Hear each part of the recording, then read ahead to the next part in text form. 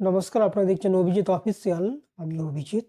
আপনারা নিশ্চয়ই দেখেছেন কেন্দ্রীয় স্বরাষ্ট্রমন্ত্রী সম্প্রতি যে পশ্চিমবঙ্গ সফরে এসেছিলেন, ওখানে বিজেপির বিভিন্ন নেতাদের সঙ্গে উনি বৈঠক করেছিলেন। তেমনি আরএসএস নেতাদের সঙ্গেও বৈঠক করেছিলেন। মূলত বিজেপির সাংগঠনিক দিকটা উনি খতিয়ে দেখছিলেন, কারণ সামনে যে 2026-এ বিধানসভা ভোট রয়েছে পশ্চিমবঙ্গে, তাতে বিজেপির কি হাল রয়েছে বা সাংগঠনিক দিক দিয়ে বিজেপি কতটা কোন জায়গায় রয়েছে সেগুলো মোটামুটি খতিয়ে দেখছিলেন উনি। তো সেখানে আপনারা নিশ্চয়ই দেখেছেন যে সুকান্ত মজুমদার থেকে শুরু করে শ্রমিকবাবু, শুভেন্দুবাবু আরও বিজেপির যারা নেতা নেত্রীরা রয়েছেন তাদের সঙ্গে যেমন বৈঠক করেছিলেন, দীর্ঘ প্রায় 8 মাস পরে দিলীপ ঘোষকেও বৈঠকে আমন্ত্রণ জানানো হয়েছিল এবং তারপরে দিলীপবাবুর সঙ্গে অমিত অমিত শাহজি আবার আলাদা করে একটা বৈঠকও করেছেন। আপনারা নিশ্চয়ই জানেন যে গত 30শে এপ্রিল 2025-এ দীঘাতে যে জগন্নাথ মন্দির উদ্বোধন করছিলেন মুখ্যমন্ত্রী মমতা বন্দ্যোপাধ্যায়, ওই অনুষ্ঠানে সস্ত্রীক দিলীপবাবু থাকার ফলে এবং তারপরে বিভিন্ন বিতর্কিত কথাবার্তা বলার ফলে দিলীপবাবুকে এক প্রকার বিজেপি থেকে সাইড করে দেওয়া হয়েছিল। তাকে কোনো বৈঠকে আমন্ত্রণ জানানো হচ্ছিল না, আর উনিও কোনো বৈঠকে সেভাবে যোগ দিচ্ছিলেন না।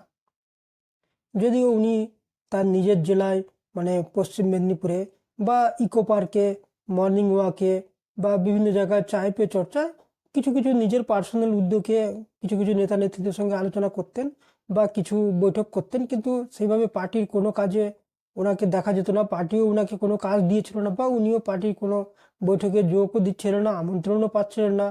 প্রধানমন্ত্রী, স্বরাষ্ট্রমন্ত্রী যারাই আসুক না কেন কোনো সমাবেশে উনি ডাকও পাচ্ছিলেন না, উনি যাচ্ছিলেন না। কিন্তু দেখা গেল হঠাৎ কেন্দ্রীয় স্বরাষ্ট্রমন্ত্রী অমিত শাহজি যে পশ্চিমবঙ্গ সফরে এসেছিলেন, তাদের দিলীপবাবুকে আমন্ত্রণ জানানো হলো এবং কেন্দ্রীয় স্বরাষ্ট্রমন্ত্রী ওনার সঙ্গে আলাদা করে বৈঠকও করলেন। তো রাজনৈতিক মহলে জল্পনা কল্পনা চলছে যে হঠাৎ করে দিলীপবাবুকে যে সাইড করে দেওয়া হয়েছিল, তাকে বা কেন আমন্ত্রণ জানানো হলো। যেটা শোনা যাচ্ছে যে বিজেপিতে অনেকদিন আগেই আপনারা নিশ্চয়ই শুনেছেন যে শ্রমিকবাবু যখন সভাপতি হয়েছিলেন, তারপর দিলীপবাবু তার সঙ্গে দেখা করতে গিয়েছিলেন এবং তারপরে শ্রমিকবাবুও বলেছিলেন যে অচিরেই আপনারা দেখতে পাবেন দিলীপবাবু বিজেপির বিভিন্ন কাজে অংশগ্রহণ করবেন। তো যেটা শোনা যাচ্ছে যে দিলীপবাবুকে যে কেন্দ্রীয় স্বরাষ্ট্রমন্ত্রী আমন্ত্রণ জানিয়েছেন, সেটা অনেকে চাইছিলেন না, কিন্তু শ্রমিকবাবু এক প্রকার জেদাজেদি করে দিলীপবাবুকে অমিত শাহজির সঙ্গে বৈঠক করিয়েছেন।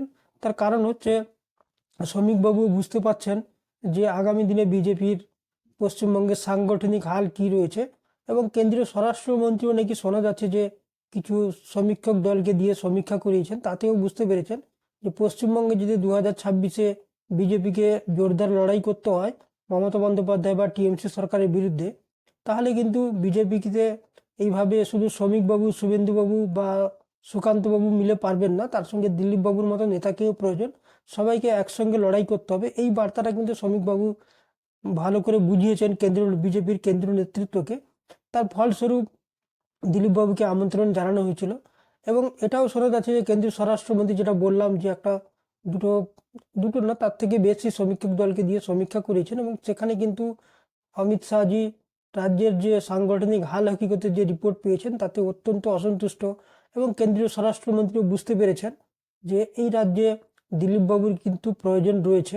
কারণ একা শ্রমিকবাবু বা শুভেন্দুবাবুরা যত বড় বড় কথা বলুক, তারা কিন্তু 2026-এ তৃণমূল সরকারকে সেইভাবে টক্কর দিতে পারবেন না বা তাদের সঙ্গে লড়াই করতে পারবেন না। ফলে সবাইকে মিলে একসঙ্গে লড়াই করতে হবে এবং সেক্ষেত্রে দিলীপবাবুরও কিন্তু প্রয়োজনীয়তা রয়েছে এবং এই কথাটা কিন্তু শ্রমিকবাবুও কেন্দ্রীয় নেতৃত্বকে বারবার বুঝিয়েছেন। তার ফলস্বরূপ কিন্তু দিলীপবাবুর সঙ্গে কেন্দ্রীয় স্বরাষ্ট্রমন্ত্রী আলাদা করে বৈঠকও করেছেন এবং তারপরে দেখা গেল দিলীপবাবু আবার সেই আগের মতো মুডে বিভিন্ন কথাবার্তা বলছেন, সাংবাদিকদের সঙ্গে ইন্টারভিউ দিচ্ছেন।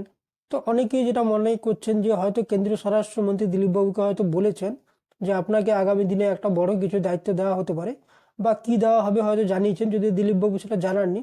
তো সেই ধরনের কিছু ইঙ্গিত হয়তো দিলীপবাবু পেয়েছেন, তার ফলস্বরূপ উনি কিন্তু আবার দাবাং মোড়ে চলে এসছেন। তো তাতে বিজেপির কতটা কি হবে সেটা তো জানা যাচ্ছে না, কিন্তু একটা জিনিস হচ্ছে যে দিলীপবাবুর কিন্তু আগামী দিনে হয়তো গুরুত্ব বাড়তে চলেছে। তার কারণ হচ্ছে যে 8 মাস দিলীপবাবুকে সাইড করে রাখা হয়েছিল, বিজেপির কেন্দ্রীয় নেতৃত্ব হয়তো মনে করেছিল যে শুভেন্দুবাবু, শ্রমিকবাবু বা সুকান্তবাবুকে দিয়ে বিজেপি অনেক কিছু উন্নতি করতে পারবে, কিন্তু তেমন যে কিছু হয়নি এটা কিন্তু এক প্রকার বিজেপির কেন্দ্রীয় নেতৃত্ব বুঝতে পারছেন। তাদেরও ধারণা যে দিলীপবাবু হয়তো একা সব কিছু করতে পারবেন না, কিন্তু উনারও সাহায্য প্রয়োজন, ওনাকে বাদ রেখে কিন্তু পার্টির খুব একটা লাভ হবে না। তো এই সারমর্মটা বোঝার পরেই হয়তো দিলীপবাবুকে আমন্ত্রণ জানানো হয়েছে। এবং সেক্ষেত্রে কিন্তু আমার মনে হচ্ছে আগামী দিনে অন্যান্য মানে সুকান্তবাবু, শ্রমিকবাবু বা শুভেন্দুবাবুদের ডানা ছাঁটা হতে পারে কিনা আমার জানা নেই, তবে দিলীপবাবুর কিন্তু একটা গুরুত্ব বাড়বে, বা দিলীপবাবু যে রাজ্য বিজেপিতে একটা ভালো পজিশনে বা একটা গুরুত্বপূর্ণ দায়িত্ব পালন করবে 2026 বিধানসভার ভোটে, এটা কিন্তু আজ থেকে বলে দেওয়া যায়। এবং এটাও শোনা যাচ্ছে দিলীপবাবুর জন্য আলাদা করে বিজেপি পার্টি অফিসে একটা ঘর রাখা হচ্ছে, যাতে ওখানে উনি বৈঠক করতে পারেন। তো এখান থেকেই কিন্তু বোঝা যাচ্ছে একটা জিনিস, যে আগামী 2026 বিধানসভায় শুভেন্দুবাবু, শ্রমিকবাবু বা সুকান্তবাবুরা যেমন রয়েছেন তেমন তো নিশ্চয়ই থাকবেন। তো দিলীপবাবু যে একদম সাইড হয়েছিলেন তা কিন্তু হবে না। দিলীপবাবুও কিন্তু বিজেপিতে একটা ভালো গুরুত্ব পেতে চলেছে, তারই কিন্তু ইঙ্গিত পাওয়া যাচ্ছে। তো দেখা যাক আগামী দিনে আর কি কি উনি পান, কোন পদে বসেন বা কোন দায়িত্ব পালন করে, তার জন্য আমাদের নিশ্চয়ই কিছুদিন অপেক্ষা করতে হবে, এবং আমরা নিশ্চয়ই জানতেও পারবো যে উনি কোন পদ পাচ্ছেন বা কোন গুরুত্বপূর্ণ দায়িত্ব উনি পালন করবেন। তো তার জন্য আমাদের আর কিছুটা দিন অপেক্ষা করা যাক। আজকে এই পর্যন্ত। আপনারা ভালো থাকবেন, সুস্থ থাকবেন। ধন্যবাদ।